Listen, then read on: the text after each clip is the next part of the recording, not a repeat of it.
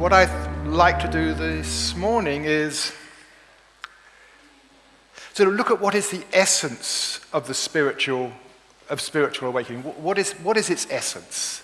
And in a way, the essence of practice. Because, when all's said and done with all the philosophizing and the great quotes from this and that and our ideas, in the end, it's how do we as individuals wake up and become that clear, full, open consciousness that all the great teachers have spoken of. I think in the end, that's what it comes down to.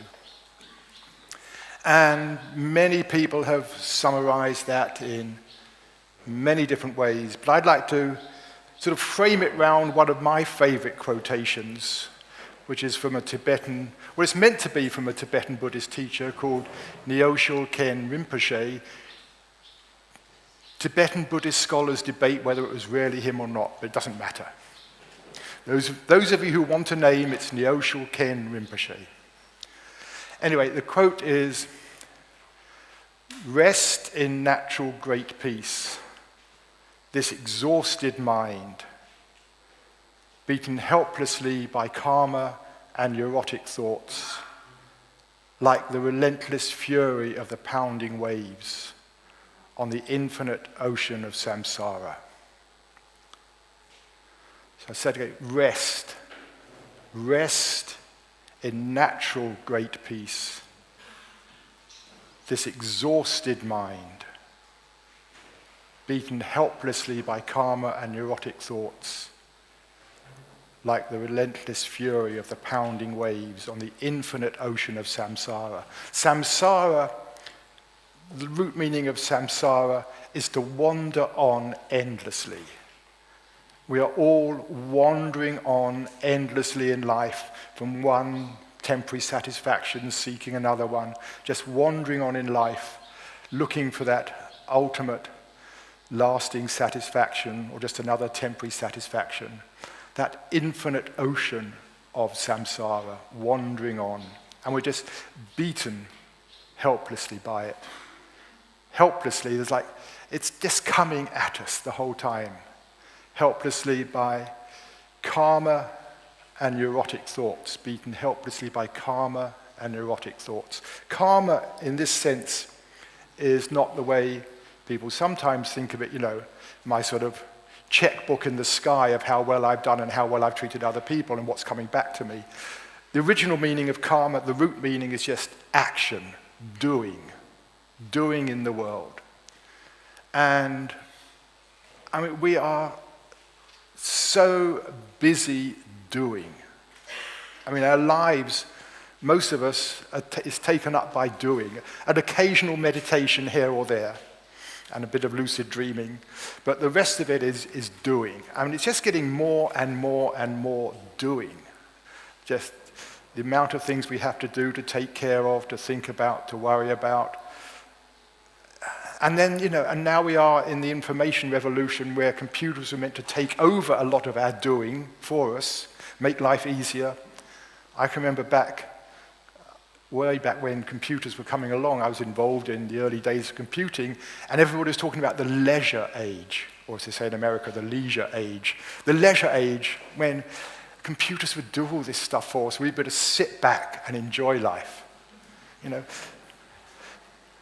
Those were the days you may remember, some of you who are old enough to remember, when if you wanted to communicate with somebody, you wrote a letter by hand, and you stuck it in an envelope, and you went and looked up the address. You actually went and looked it up, you wrote it on, you stuck a stamp on it, and you went and posted it, and you waited, and maybe a few days later you got the response. Those were the leisure years. Now, someone sends you an email, and you haven't responded in a couple of hours, and you've got a text saying, "Did you get my email?" It's like, yes, and I got 50 other emails, and I've got this to do, and I haven't checked Facebook yet. Give me a chance. If we went through a list of all the things we have to do each day, we'd feel exhausted right now just looking at the list. And this is what it means, beaten helplessly by karma. All the things we're engaged in and doing. It's no wonder we're exhausted. And then on top of that, as I said, by our karma, beaten helplessly by karma, and our neurotic thoughts. I need to emphasize the N on neurotic because I was talking about this once in a workshop and several members of the group misheard my English and thought I was saying erotic thoughts. I mean, yes, and a lot of our erotic thoughts are neurotic thoughts too, but I mean, if you look at it, 90% of our thoughts are a total waste of time. I mean, some of them are great. I'm not, I don't want to downgrade thinking is wonderful. Being able to think about things, analyze, plan, all that stuff, learn, is what makes us human beings. But we don't need to do it 100% of the time. I think probably 10% would be great. And in fact, that's why we meditate, obviously, to get out of that thinking mind. But if you look at your thoughts, as one scholar once said, 90% of them are repeats. They're things you've thought before, you've worked it out before, but it makes us feel safe to think about it yet again, just in case. Or it was such a good thought, we enjoyed it so much, let's just play that thought back again and enjoy that one. Or planning or worrying. I think it was Mark Twain who said something to the effect, this isn't the exact quote, he said something to the effect of, "My life has been full of disasters, most of which never happened." I mean, just ask yourself, how often are you worrying about things that might happen that actually never actually do? And I almost think the sad joke about human beings is ultimately, when you analyze it, all our thoughts, all our worries, everything, our planning, our remembering, whatever it is, the bottom line of all of that is, how can I be happier? How can I be more at peace? As the Dalai Lama once said, in the final analysis, the hope of every person is simply peace of mind. That's what we're looking for ultimately, is peace of mind. How can we be more at peace? And the sad joke about human beings is we are so busy worrying about whether we're going to be at peace in the future, we're never actually at peace in the present moment. It's sad. Because all this thinking takes us out of what that quote says, what Nyoshul Khen says, is natural great peace. And this, I think, is what all the teachers around the world throughout time have been pointing to, is there is a natural great peace. Not just the peace of, everything's okay, I'm feeling peaceful. It's a positive quality, the great peace, great peace. It's what the word ananda means in Sanskrit. It's often translated as bliss, but the root meaning is different. Nanda means joy or contentment. I prefer the word contentment. It's like everything is okay, there's contentment. And ananda, when you put the long A in front of a word in Sanskrit, it means great. So ananda is great contentment. And to me, that is what we're looking for all along. We're looking for great, deep contentment, deep peace. And as that quote says, it is natural. It's the natural great peace. It's our natural state of mind. And by natural state of mind, I mean the state of the unperturbed mind, the mind that is not worried. And I think it is completely natural, but we're hardly ever there. Because of the fact we're so beaten by karma and our neurotic thoughts, we so seldom taste that natural state of mind, the unperturbed state of mind. And the way I think of it is, if everything is okay in our world, if, we're fed, we're not sick, the temperature's right, there's nothing, if we're safe, if we're safe in the world, everything is okay, our physical being is in a safe place. There's no threat to our physical organism, its survival or well-being. If everything is okay in that world, we feel okay inside. It's just a natural thing that if the world is okay for us, we feel okay. And that to me is completely natural. There's nothing hedonistic about feeling okay. Feeling okay means our world is okay. We're safe. There's nothing to worry about. And then, then something comes along. There's it gets too hot or something. We change clothes. Or we're hungry. We go and eat some more food, whatever. So when there's something off in the external world, then we feel off inside. We feel discontent. And that discontent is the completely natural motivator to go do something, to put the world right, to, take off some clothes or whatever it is, or eat food. That discontent is the motivator to do something in the world to return to that natural state of peace. And so the way it should be is, we're at peace, and then something comes up, and we attend to it, and we come back to being at peace. Something else comes up, we attend to it, and we come back to just resting in natural great peace. That's how it should be. But we humans, we're different. Maurizio forgot to mention that we actually share a spiritual teacher at the place where we live. A great spiritual teacher. His name is Sri Bruno. Sri Bruno is a dog. A wonderful, loving, wise dog. And Sri Bruno spends most of his life in natural great peace. And I suspect any of you who've got pets will notice that your pets also spend most of their life in natural great peace.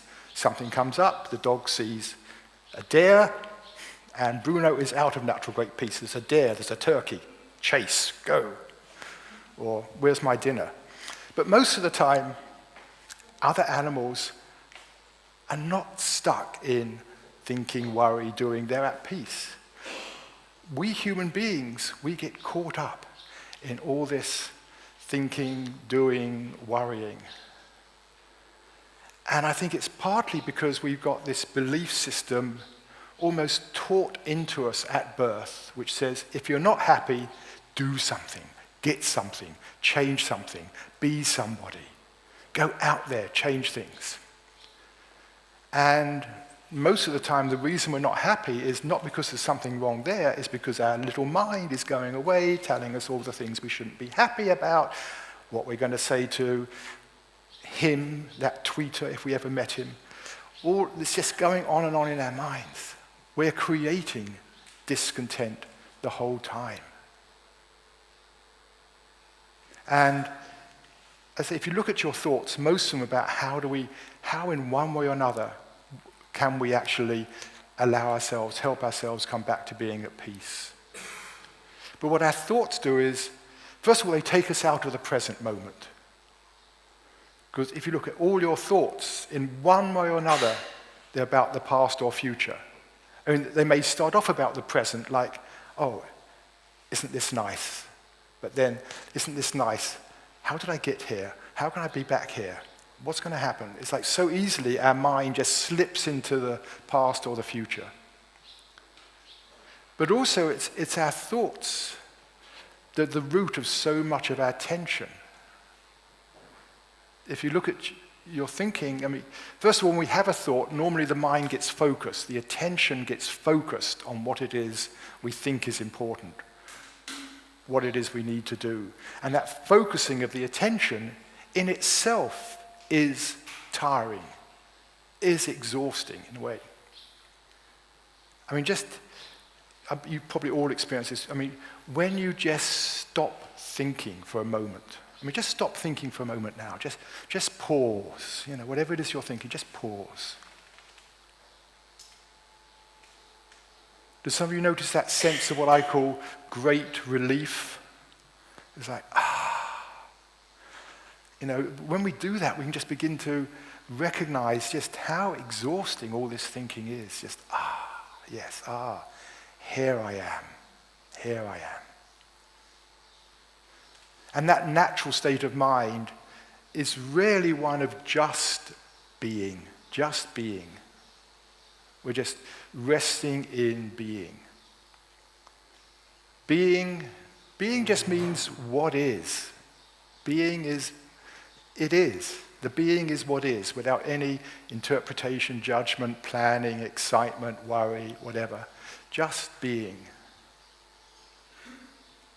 And the first person expression of that verb, the third person is what is, it is, this is what is.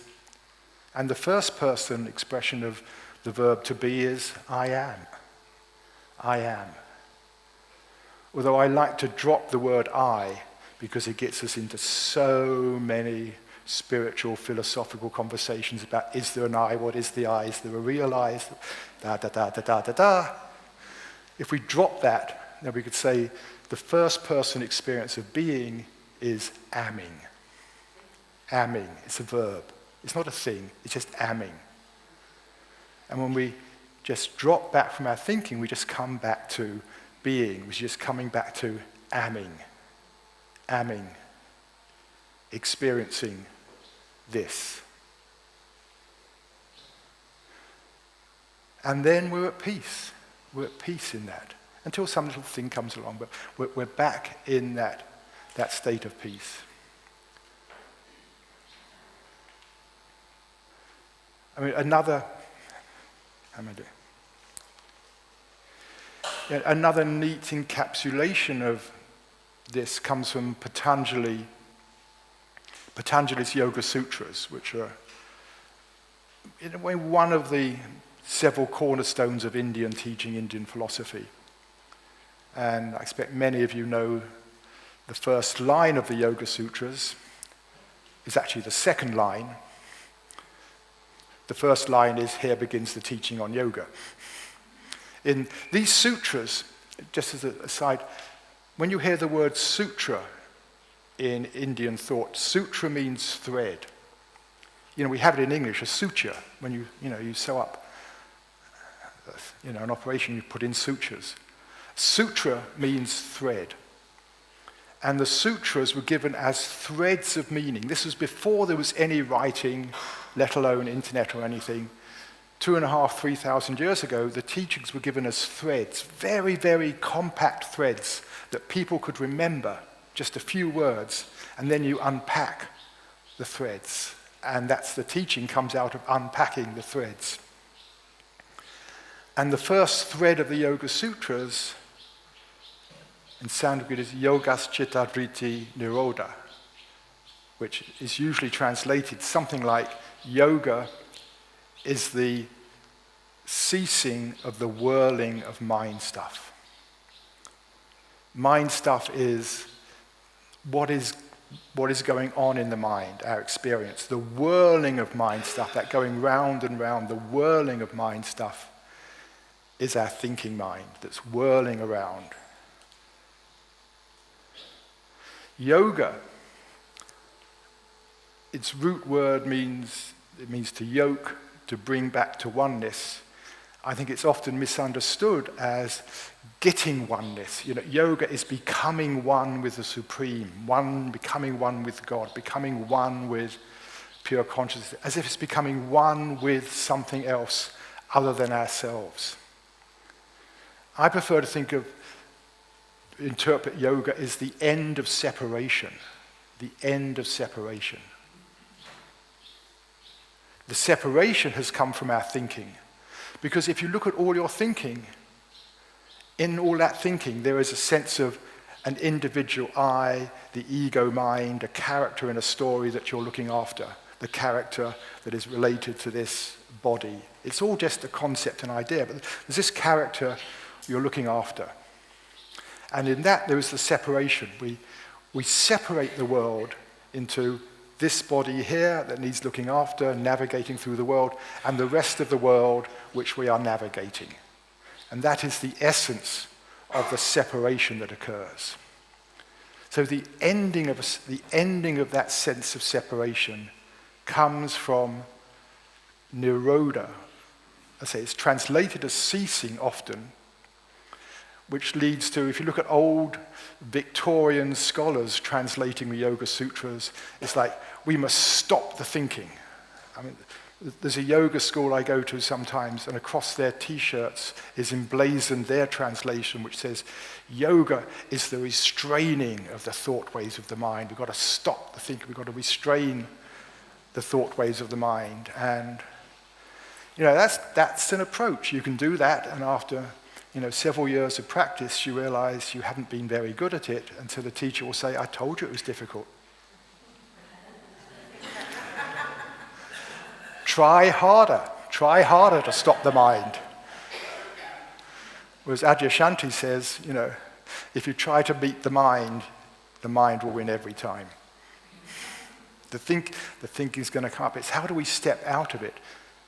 The word Nirodha means no longer growing, no longer sprouting. When the thoughts are no longer sprouting, then there is the end of separation. It's the thoughts that create the separation. When the thoughts are no longer sprouting, that is the end of separation. And then the third line says, then there is abidance in the true nature of the knower. Then there is abidance in the true nature of the knower. Then we rest in being. Then we rest in our true nature. We rest in knowing the Aming. And then, other Indian teachings say, and what is the nature of the Aming? What is the nature of I, that self? It is Sat Chit Ananda. Sat Chit Ananda. Again, you hear this phrase many, many times. People even call themselves that by name. Sat Chit Ananda. Sat means, again, different translations, the truth, that which is unchanging, that which is eternal. And Chit means consciousness, being conscious. That, as so many teachers here and many places have pointed out, the fact that we are conscious is the one undeniable truth of life. And the nature of that is ananda. It is great contentment.